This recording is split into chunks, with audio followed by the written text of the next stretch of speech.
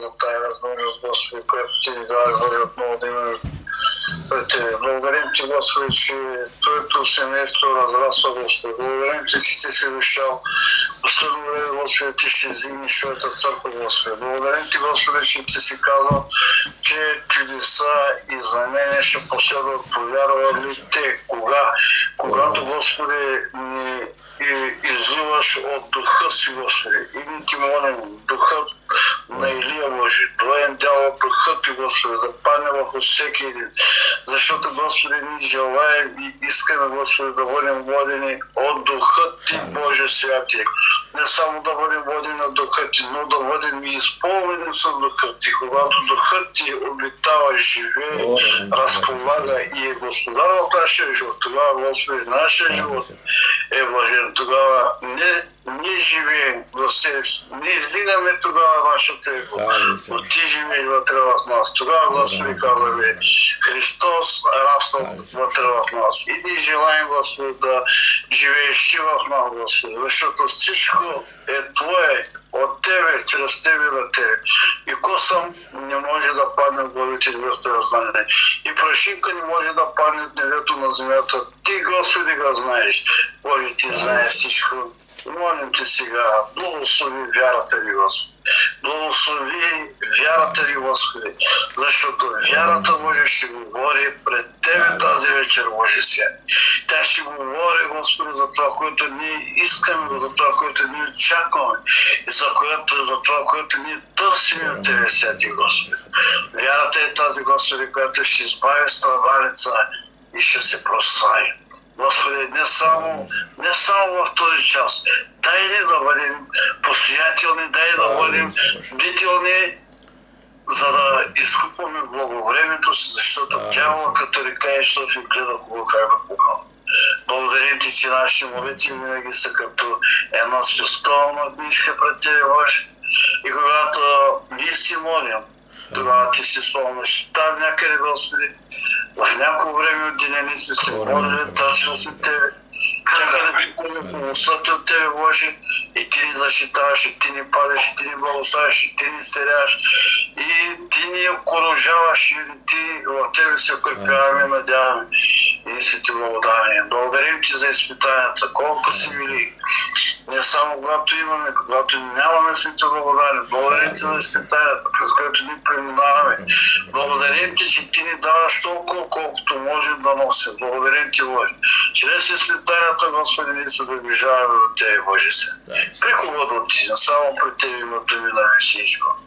И този час съзерваме, Господи, Тебе на кръста. Раснат Ти на кръста, Боже, Ти пое всяко едно наказание, всеки грех, всяка една болест, всяка една немощ и каза, Твоя дух Те се възкресил. О, слава, слава, слава Тебе! Благодарим Ти, Господи! Съм възкресил Тебе, Господи! Дъхна в Тебе живот, Боже!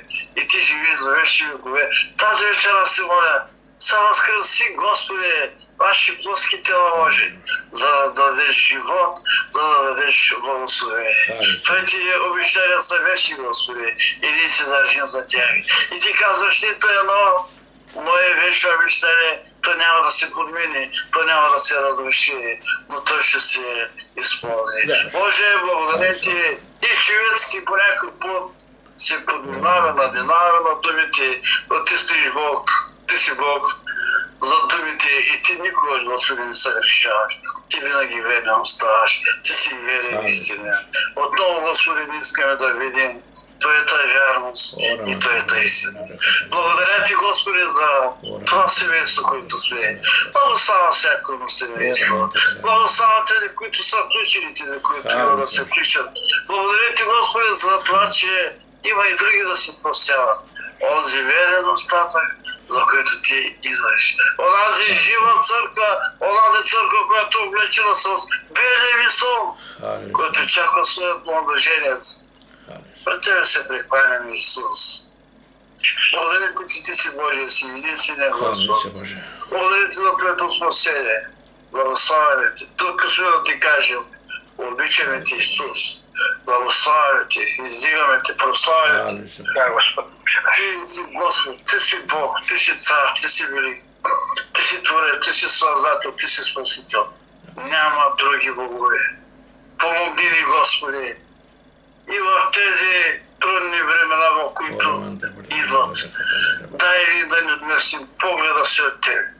Дай да не служим на други богове, да не се покланяме на тях. Но както преминаваме, Боже, през тези огнени изпитания, да знаем, че там някъде вътре в огъня, там някъде в тези огнени изпитания ние не сме сами. Ти си фанал ни за ръката и казваш: не бой си, аз съм с теб. Господи, ние не искам да се покланяме на идоли, на идолозетени, на неща, които не са Бог. Не искаме да се покланяме на Тебе. Единният, истинният, истински Бог, в който казва: аз съм пътят, истината и живота. Никой не дохожда при Отца, освен чрез мен. Ти си ходатая, ти си първосвещеникът, ти си омивалникът, който да ни умиш, първосвещеникът, който да ни който да ни защитиш. Ти си защитник наш, Господар наш. Слава Ти, Господи. Исус, Ти си всичко за нас. Да, Господи. Исус, който е всичко за човешкото цяло.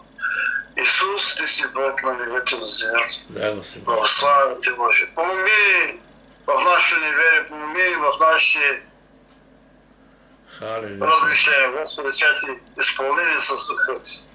Изпълнени да бъдем свидетели.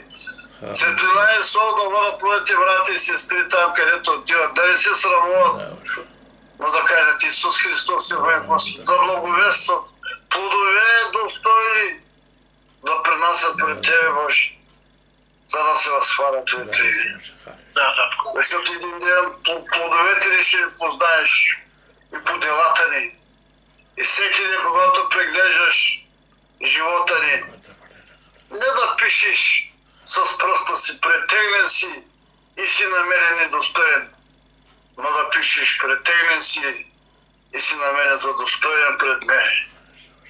И това казваш: искайте каквото да поискате в Моето име, ще ви бъде дадено. Благодарим Ти. Благославяме и нашият пастир. Господи, ние го издигаме пред Тебе. Съгласи повече от 2 или 3, Боже, ние Ти молим милост към Неговия дом, Боже, сега Ти знаеш нужната рана, Господи, която има в дома си. Господи, ние си молим, сега Ти дух тази вечер, направи нужната визитация. Излекувай тази рана, Боже. За Тебе няма нещо невъзможно. И ние предоставяме Него съпругата на децата му, внуците му, Боже. Просим за Твоята милост. Благославяме го, Господи. Обичаме го, Боже, с Божията любов. Издигаме го, Господи, като слуга Божий, като Божий служител, като пастир, който търси изгубените в Варна. И се молим за Твоята милост. Ти знаеш сърцето ми, Господи, които се моля за всички мои брата от този час и сестри. И вярвам, че Ти ги благославяш. Понеже молитвата е изказано сърце Божие. Твоята ръка се движи. И Твоето ухо, Господи, надникнато да чуеш. Молим Ти, Боже, и за мен сега и утрешния ден. Както Ти си казал, ако е възможно, нека ме мине тази чаша. Но не моята воля, Твоята воля да бъде, Боже. Благодарим Ти. Обичам моите братя, обичам моите сестри. Благославям християнското всичко нещо. Представяме в Твоите ръце. Амин, амин. Слава Ти, Господи Боже. Дайте благословение в името на Исус. Амин, амин. Слава на Бога, амин. Слава на Бога. Сега спете ми хватя. Учи, спете ми хватя. Давай така да... Днеска сутринта проповядах това слово и призовах да споделя сега в групата. Именно темата ми е върху Словото Божие, Ефесяните 20 казва така: Бог може да направи несравнимо повече, отколкото искаме или мислим. Или сега дума. Темата ми днес е точно: Бог може да направи невъзможното възможно. Това какво значи? Понякога в живота си преминаваме през много неща, за които нямаме визия как ще стане, откъде може да изходния път. Много често понякога хората изпадат депресии, не виждайки бъдещето и надежда въобще в този свят, който живеят. Но Библията казва, че при Бога има надежда. Еремия, дайде членски казва Словото Бога така, аз знае мислите, които мисля за вас. Мисля за мир и за добро, а не за зло, да ви дам бъдеща надежда. При Бога... Брат Митко, спи микрофона, микрофон спи.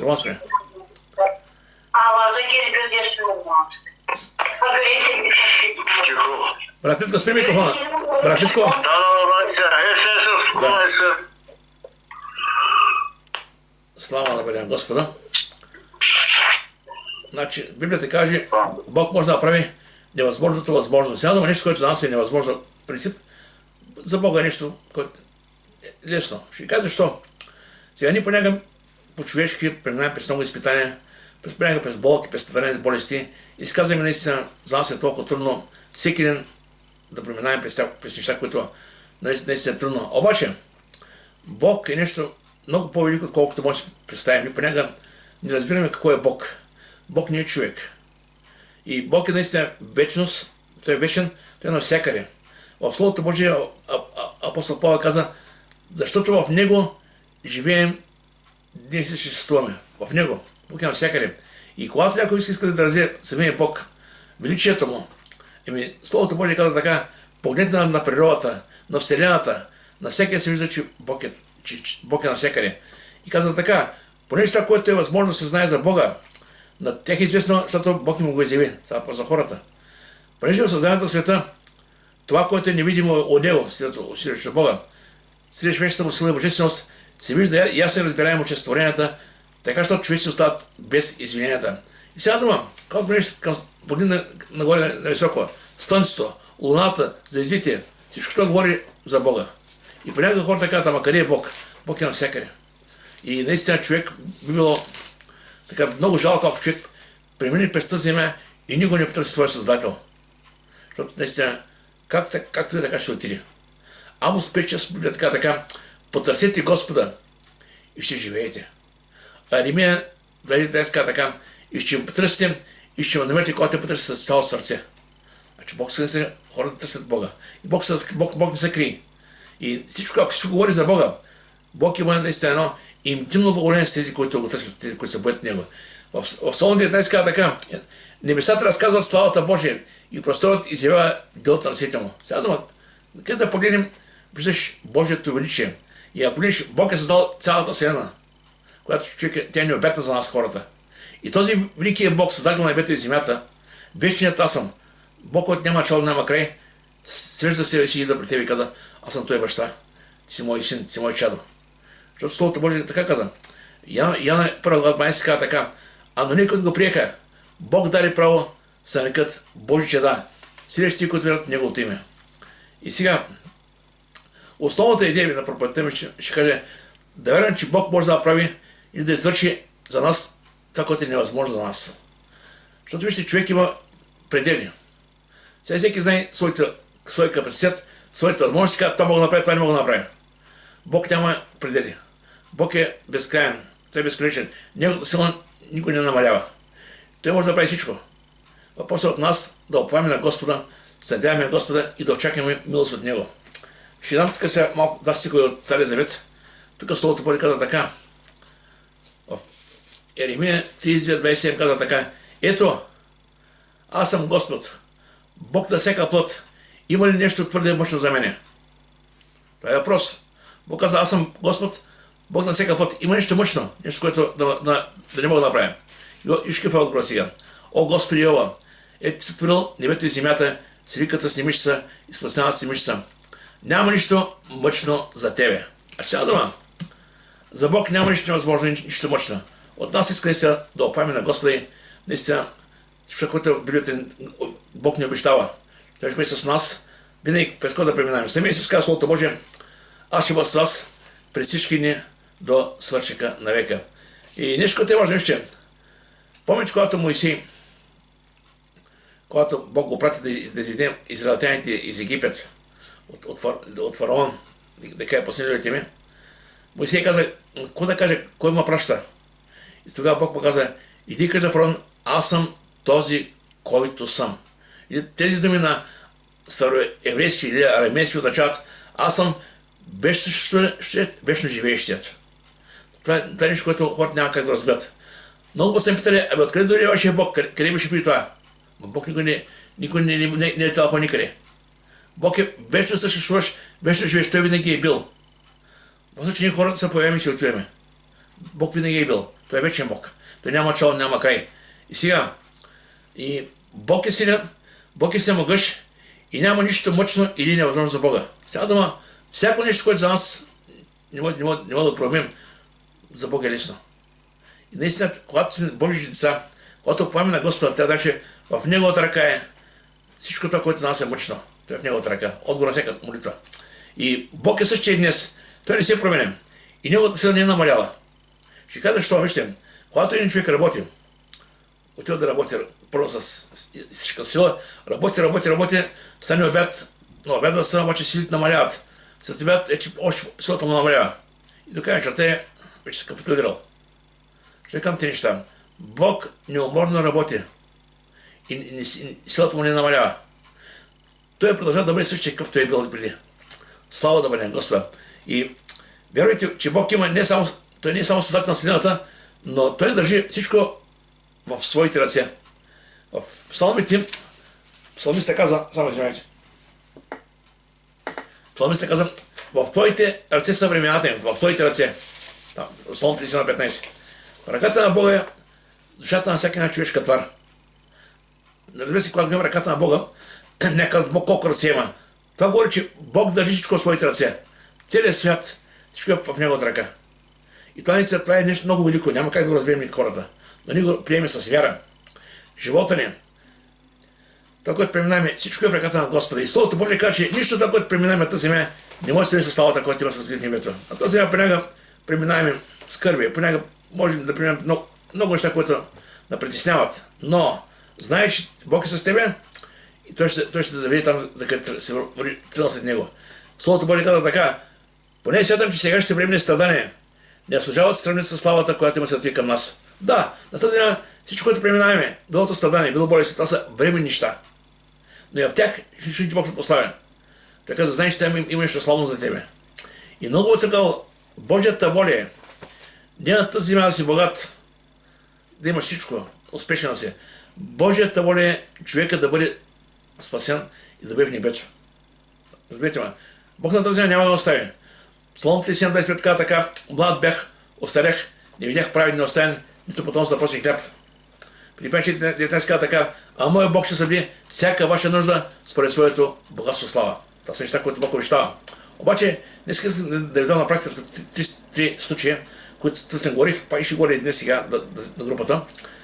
Това са три библейски истории, където Бог се прославя. Виждаме кризи в човешкия живот. Болести, страдания, но виждаме и Бог се прославя. Ще към тези неща. Искам да се знам, че Бог е същия. Ако Бог тогава се е прославил, Бог се прослави в този мой живот днес сега. Трябва да вярвам тези неща. Първо, Марка 5 глава. От 25 до 30 това е жената с кръвотечението. Всички чели тази история. Една жена беше болна, имаше кръвотечение от 12 години. Беше пострадал от много лекари, беше ходил навсякъде. И вижте, тя ви казва, че не е чудно, когато човек е болен от неизлечима болест, какво прави? Отива на лекар, отива при доценти, професори, този пита, он не пита, търси лек. И тази жена търси лек, обикаляше лекарите. И Словото Божие казва, че беше шла при мнозина лекари и беше поставила още повече. Положението й беше станало още по-лошо.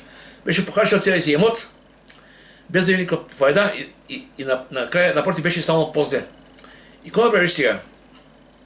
Знаете, Словото Божие каза, теготата смирява човешко сърце. Това е притча 12:25. Понякога вижте, Бог използва теготата.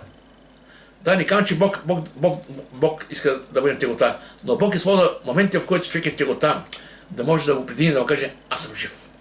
Мен има. Потърсима. И да искам да ви кажа, че има моменти, в които човек ниско долу не вижда изходен път. И тогава именно Бог и Словото Божие кача. Бог обитава на високо свято място, нощта там, където има съкрушено сърце и разкаян дух. Точно казваш, че съкрушен. Не виж изконен път. Не виж откъде дори ситуацията, разрешението на въпроса. Тогава и да Бог каза, не се присясвам с тебе. Наистина искам да кажа, че Бог е същия и днес. Неговата сила не е намаляла. И тази жена сега опиташ всичко. И накрая ти, знаете какво сказа тя? Дойде и вярата. Чу за Христос, чу за озвица него, че има някой, който изцелява. И сега, ако само се допра до дрехата му, ще оздравее. Това беше нейната вяра. Ако само се допра. И какво прави тя? Макар че беше жена, вероятно беше немощна поради болестта си, тази жена отиде и се допря до дрехата му. И какво стана?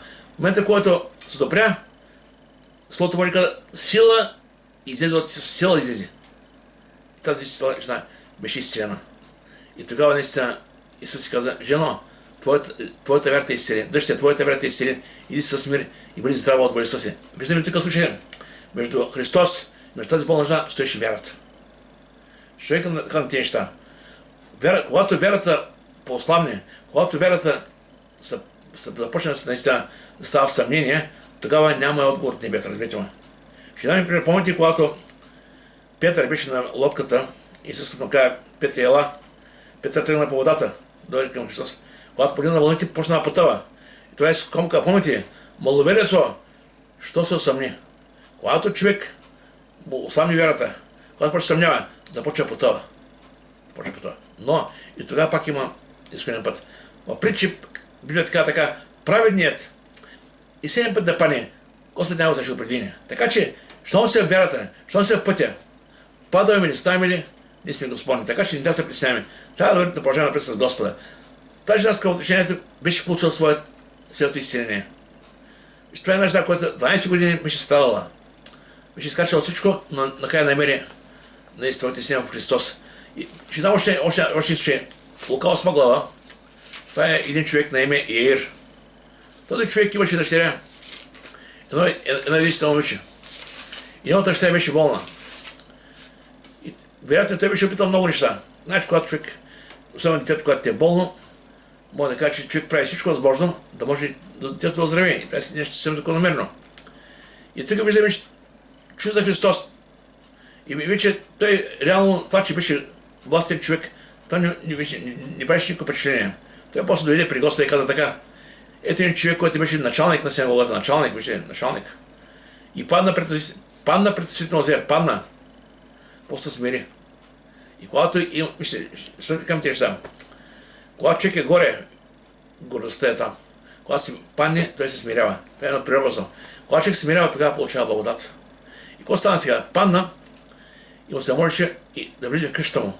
Защо? Защото имаше едничка дъщеря на около 12 години и тя беше на умиране и когато отиваше да род, го прискаше. И виждаме, че Исус каза да беше дода. Там, обаче точно този момент, когато тръгнаха да отидат в къщата на Яир, точно в този момент дойде тогава тази жена, която беше с кръвотечението. И тук се разпава с нея, той хабер от къщата. Виж колко малка сега. Докато така дъщеря твоята вяра те изцели, иди със мир, каза на жената. Обаче, докато ще се разпава с нея, докато ще говорише, дохожда някой от къщата, началника и синагогата, и му казват, дъщеря ти умря, не затруднява, че ще край дъщеря ти умря. И сега може да си представите какво става главата този човек. Аз се обикалях толкова много. Намерих Господа, който да изцели дъщеря ми. Помоля го, той обеща, ще дойде, тръгнахме за къщи. Откъде дойде тази жена сега тук на възпря? Така не че моето те си отиде. Нормално е като баща, тези неща да минат през главата му. И вече рухна всичко. Обаче, Исус Христос, бидейки там, виж му казва сега. А Исус, като чу това, отговори му, не бой се, само вярвай и тя ще се избави. Интересна работа. Ако ще се избави, тя ще умряла. Знаете ли, когато Исус говори нещо, той има сила наистина да се за думите си.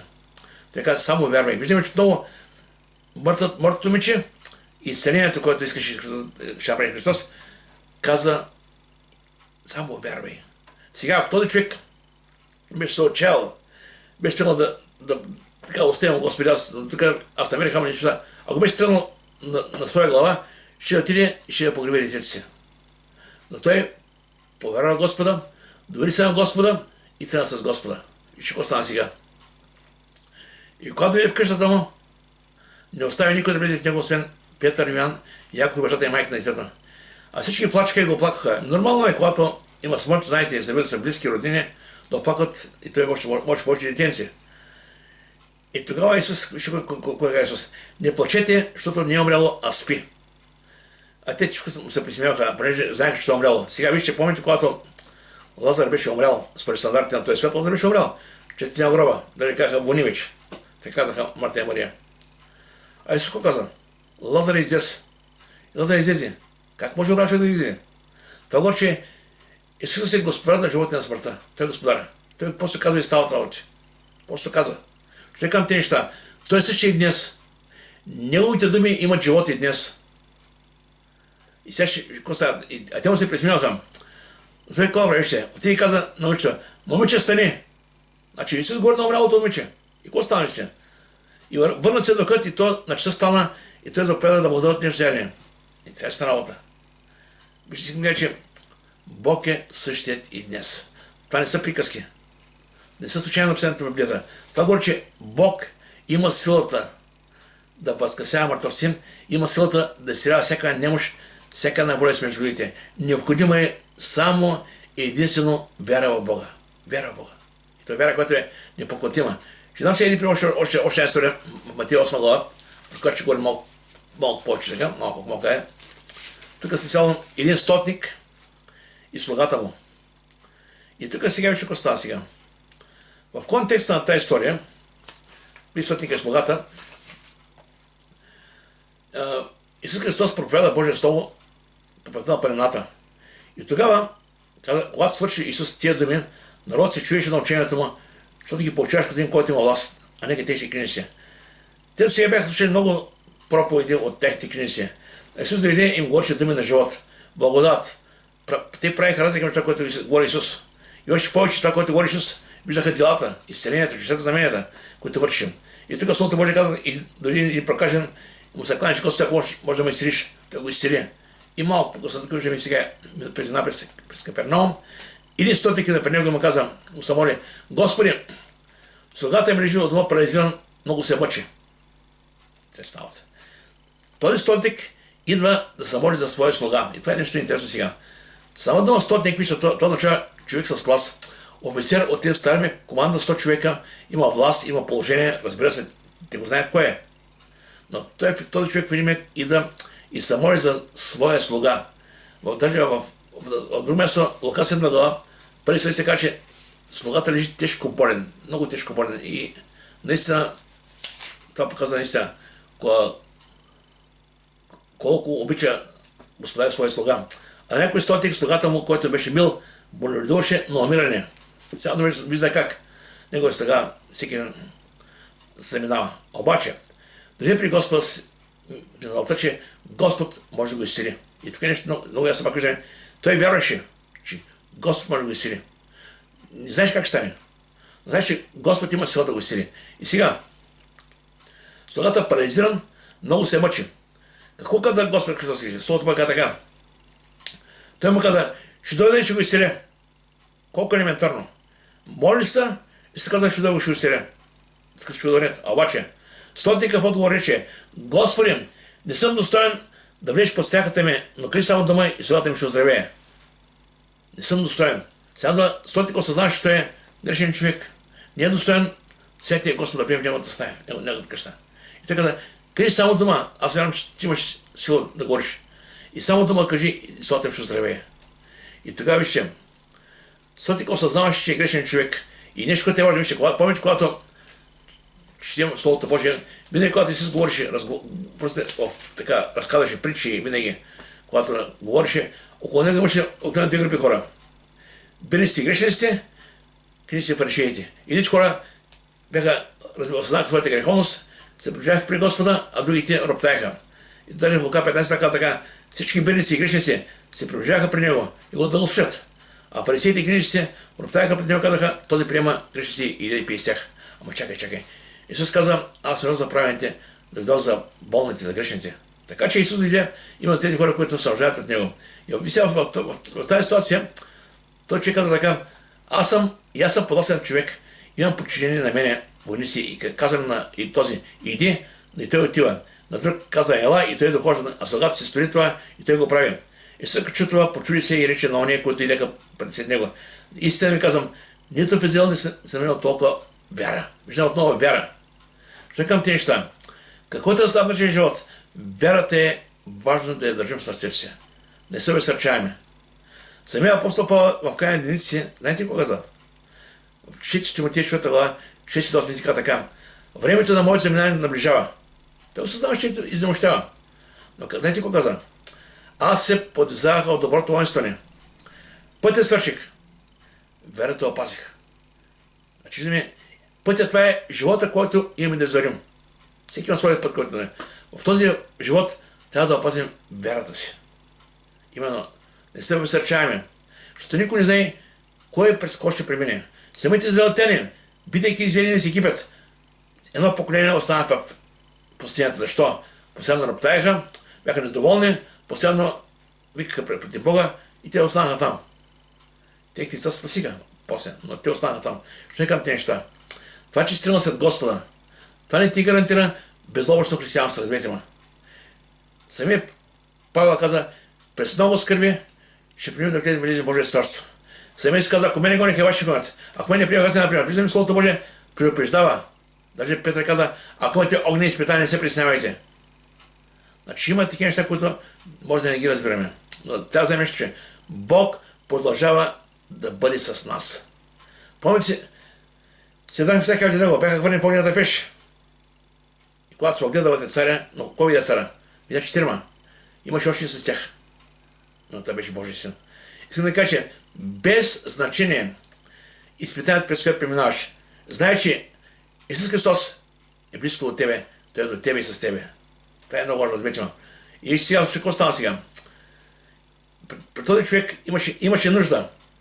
Нужда беше слотника, сина му, а това слугата на слотника. Имаше молба, Господи ела. И Господ каже дола. Всяко начин. Имаше и отговор. Това са 3 неща, които да запомним. Когато има нужда, има молба, има и отговор. Това е много важно. Бог не стои някъде да стана. Бог винаги иска да чуе неговите деца, как общува с него. И понякога нуждите иска да не му ги представим наистина. Някой каза, нали Бог знае всичко, ще трябва да се молим. Чакай. Чрез молитвата ти покажеш твоята зависимост от него. Искаш да бъдеш близко до него. Искаш той да ти помогне. Вижте, ако гледам като цяло, Бог знае съвсем света, знае колко хора ще погинат. Но въпреки това, Бог само може да разстигне времената, словото може да каза, да може да дадат на покаяние. Но избора е личен. Ако човек се моли, Бог ще му откликне. Ако не се моли, той така ще отиде безславно. Разберете ме, важна е молитвата и вярата. Това са неща, които не свързват с Бога. И сега, какво стана? Стотника осъзнаваше грешен човек и познаваше властта и каза така, кажи само дума. И слугата ми ще заревее. Кажи само дума.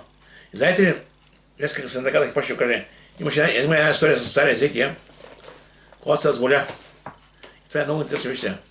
Да, някой ще каже, само на място библията пише. Да, но има го библията и това е реално и може да бъде реално и днес. Бог е същия. В 4 Царя, 20 глава, това е болестта на Езекия. В това време Езекия се разболя до смърт. И пророк Исаия, Амосовия син, дойде при него и му рече, така каза Господ, нали за дома си, понеже ще умреш и няма да живееш. Интересно, да виждаш колко ясно му каза. Опреди дома си, защото заминаваш. Може си представите, той каже на Езекия. Тогава царят обърна лицето си към стената и се помоли на Господа. Видим, той не се обесърчи. Той се обърна към Господа и помоли се и каза сега. Спомни си, Господи, как ходих пред Тебе с вярност и с цяло сърце върших това, което е угодно пред Тебе. И Езекия плака горко. А преди да беше стигнал Исаия за града, Господът сол дойде към него и му рече, върни се и кажи на Божда на моя народ Езекия. Така каза Господ Бог на баща ти Давид. Чух молитвите, видях сълзите, аз ще те изцеля след 3 дни. Ще отиваш в Господния дом. Виждаме какво става. Преди ми каза, ще умреш, ще минеш. Това бяха Божи думи. Когато се помоли, когато изплака пред Господ душата си, виждаме, дойде отговор от Бога. И му каза, иди кажи на моя човек, на Божия народ, на царя. Наистина ще учи и каза така, ще прибавя към живота на ти 15 години и ще избавя тебе и твоя град от ръката на сирийския цар и ще защитя този град заради себе си, да е слугата ми Давид. Слава добре. Виждам тук, каза, ще прибавя на живота още 15 години. Вижте сега, Словото Божие, това е Словото, което има сила. Той каза, къде само дума. Искам да кажа, че и днес отговора на много молитви, много проблеми е дума от Господа. И никога се молим, кажем, Господи, наистина те молим, дай ни отговор. Къде само дума и часа се променят. И наистина това е реалността. Псалом 165 казва така.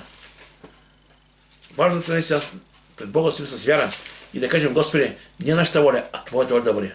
Помните, когато Исус беше в Гесимания, той знаеш колко предстои да ти на кръста. И каза, Отче, ако е възможно, нека да ме отмие тая чаша, но не е моята воля, а Твоята воля да бъде. Край. И нямаше отговор темето. Божията воля беше да отиде на кръста да умре. Това беше. Така че, понякога даже Бог, когато мълчи, отново показва неговата воля. Така че, сега че Псалом 165 казва така. Той изпраща заповедта си по земята. Словото му тича много бързо. Бог казва и то става, човек. Това е истината. И наистина, понякога тя каже, аз лично съм виждал в живота си много хора, които няма забавя преди, може би 3-4 години, точно на 1 януари се падаше една служба в Нигерия. И тогава питаха, брат Вари, ще има ли служба, защото е след много година, на 1 януари, кой да църква? Викам, не се притеснявайте. И ще се берем пък, че било много година, че било 1 януари, какво значение има Деня за Господа? Кой искаш да дори? И събрали се тогава 20 човека в църквата.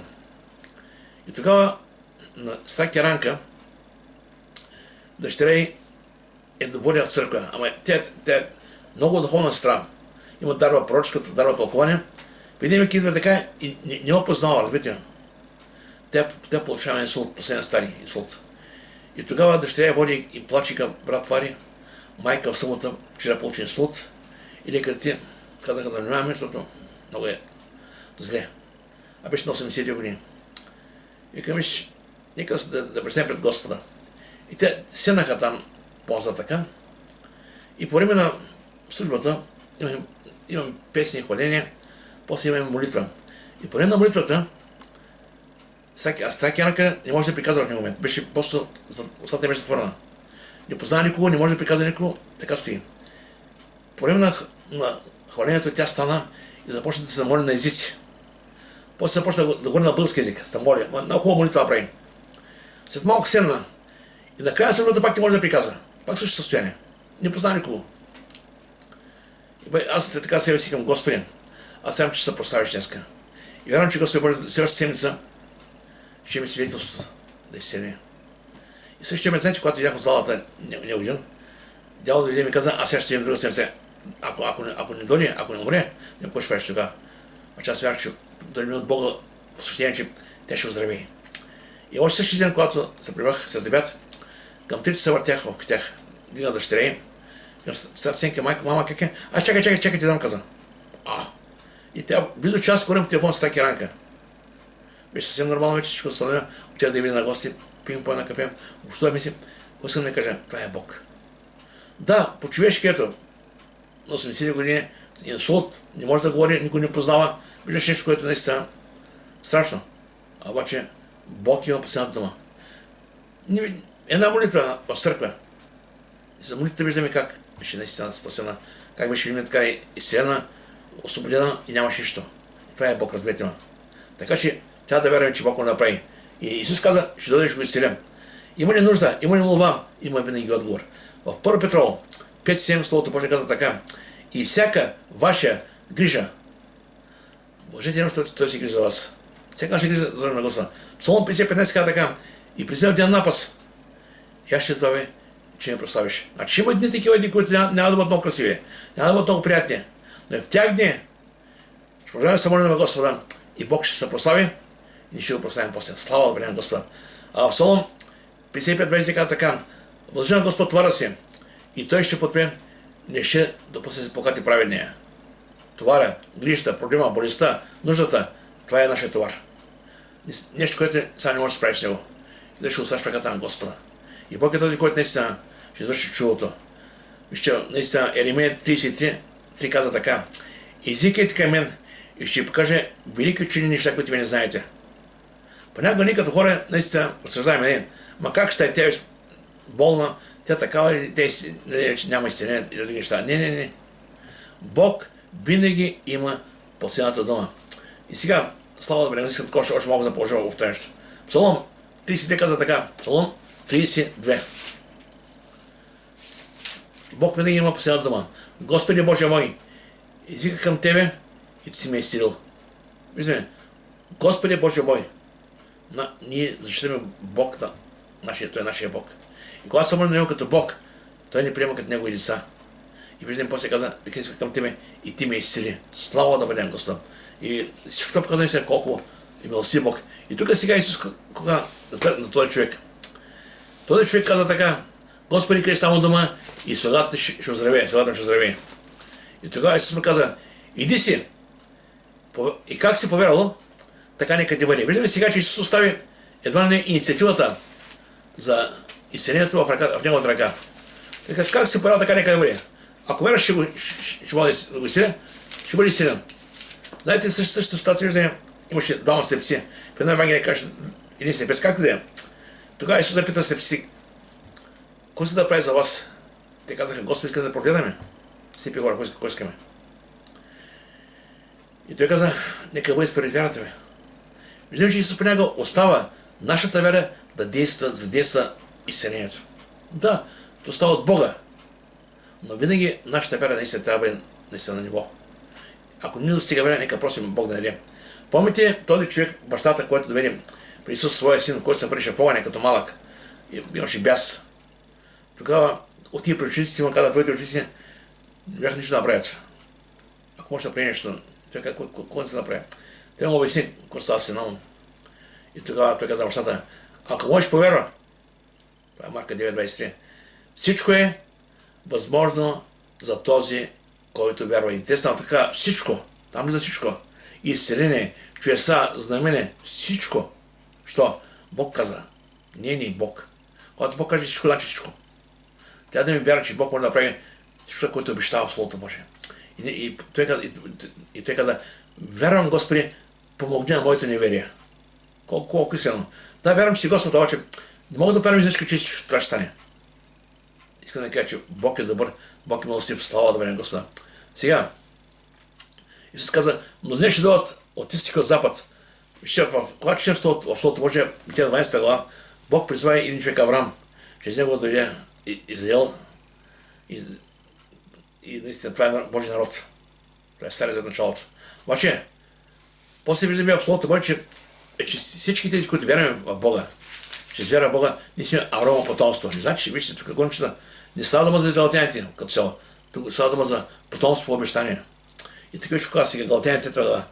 Така, защото благословението на Авраам да дойде чрез Исуса Христа на езичниците, за да приемат обещанието чрез вяра. Виждате, че Бог ще на Авраам благословение, но вече чрез Христос, да е потомъкът.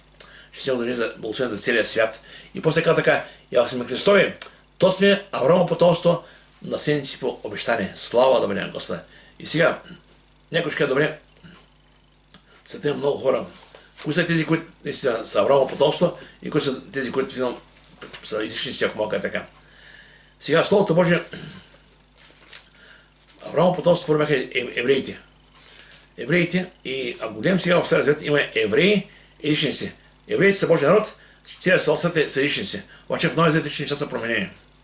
В Новия Завет имат църква Христова и в тази църква тя е отворена на всички вече. И за евреи и излишници. Чрез Христос всеки човек има той достъп до небето. И сега Словото Божие каза, има още други хора, които трябва да прибавя към тази кошара, към църквата. Ако погледнем църквата, ако вземем тази църква в момента е Израел. И той каза така, и други отсеям, които са от тая кошара, пак са Божии деца, ще станат Божии деца, и тях трябва да доведа, ще чуят гласа ми, ще станат едно стало с един пастир. Гласа на Господа. Това е Словото Божие. Когато говорим Словото Божие, Словото Божие това е, което докоса хората. И това е, което спасява хората и днес. Слава да бъде на Господа. И сега, Ефесяни 2 глава 13, наистина тук не дава, че с една жертва на нещо стоя Христос, всеки един човек има своя достъп при Бога. Една жертва. Христос направи вечно изкупление. В Стария Завет правиха корбани, режеха животи там. ходеха овце и кози и други животни. Това беше за омъсване за кръвта, която омъсваше греховете. А в Новия Завет Христос е Божият агнец, който взима греха на целия свят. И Словото Божие казва така: а сега Христа Исуса, вие, които няма сте далеч, сте поставени близо чрез кръвта на Христа, близо при Бога, чрез кръвта на Христа. Слава да бъде Господа. Не казвам Евреи 10:17 казва така: и греховете, и беззаконията ви няма да помня за винаги. И какво стана? Той каза, как се казва така, нека да бъде, и слугата оздравява същия час. Това говори за вярата, която има втори човек в Бога. Вярваш, че Бог може да изцели. И искам да кажа, че вярата реална и днес. Евреи, трябва да съм казал Словото Божие, Исус е същия вчера, днес и във веки. Той е същия. Той не се е променил. Бог е същия. И вярата е тази, която задвижва всичко задвижва. Когато се молим на Бога, Бог прави много неща, но иска да имаме вяра в Него. Знаете, имаше моменти, в които Исус не направи нищо, там, ако помните, в ранния си град, защото не вяраха в Него. Поради неверието си.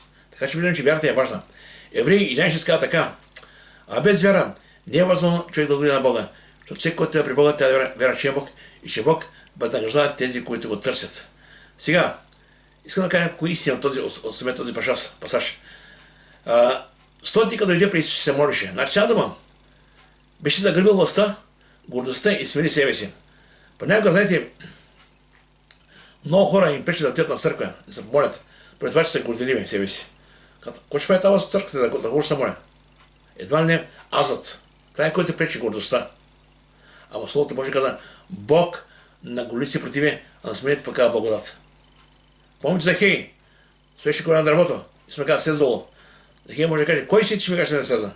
Ще остане на дървото, да слез долу. Искам да кажа, че Бог иска човек да смири себе си и тогава се получава благодат от Бога. Смирението е важното да виждам. И нещо, което вика, молитвата е много важно да видим. Библията така да се молим и за друг.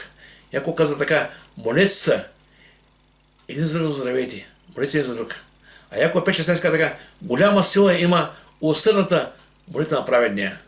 Когато искам да виждаме резултати, моли се. Когато искаш да имаш отговор на молитвите, моли се и вярвай. Слава да бъде Господа. И вижте сега, той вярва, че само една дума от Господа, казал: ти ще си слугата му. Аз искам да кажа, че трябва да вярвам, че една дума от Господа ще даде решение на това и моя проблем. Една дума от Господа. Ако не е Словото Божие, Бог каза и стана. Направи небето и земята с думи. Колко повече Бог може да промени всичко около нас. Това е Бог. Иска да се вяра в Бога, да представим нашите потребности в Неговите ръце и знаем, че Бог има наистина път. И това, което Исус видя в този човек, беше истинска вяра в Него. Че Бог не може да бъде манипулиран. Има хора, които казват така: абе, защо да при Бога, ама искам първо Бог да ми отговори някаква молитва, тогава ще вярвам или няма да вярвам. Чакай. Бог не е някой другач от другата улица, да ти рейте картите на имки. Бог е Бог, разберете ме. Бог каза на Мария: Мария, ако повярваш, ще видиш Божията слава. Бог работи с вяра. Разберете ме. Вярваш и тогава виждаш. И наистина това е много важно. И молитва с вяра в Исус и доверие в Него. Следствието е Божият отговор. Доверие. Доверяваш се на Бога. Има хора, които се молят, а не вярват, че ще се случи. И не става нищо. Важно е да се молим с вяра, да имаме доверие на Господа и да очакваме, че Бог може да даде решение на всеки проблем. Нека Бог да нам благослови. Амин. Бог да благослови. Амин.